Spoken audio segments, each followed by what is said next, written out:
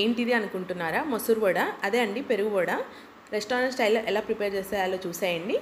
First నార్మల్గా vada prepare చేసేసుకోవడానికి మనం batter అయితే ప్రిపేర్ చేసి పెట్టుకుంటాం కదా. ఉద్దిన బ్యాళ్ళు నైట్ సోక్ చేసేసుకొని మార్నింగ్ బ్లెండ్ చేసేసి పక్కన పెట్టేసుకున్నాను.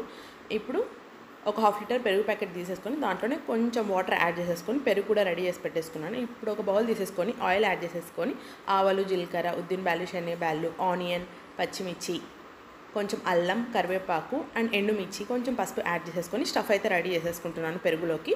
మీన్వైల్ వడలు కూడా వేసేస్తున్నాను. సో స్టఫ్ రెడీ అయిపోయింది కదా, ఇంకా పెరుగులోకి యాడ్ చేసేసుకోవడమే. స్టఫ్ ఎక్కువగా ఫ్రై అవ్వకూడదు, ఒక 70% ఫ్రై అవ్వాలి అంతే. ఇంకా వడలు అయితే రెడీ అయిపోయాయి కదా. ఇప్పుడు ఒక బౌల్లో వాటర్ తీసేసుకొని మనం ప్రిపేర్ చేసి పెట్టుకున్న వడలన్నింటినీ వాటర్లో డిప్ చేసేసుకోండి. వడలు ఇట్లా సాఫ్ట్గా అయ్యేంత వరకు.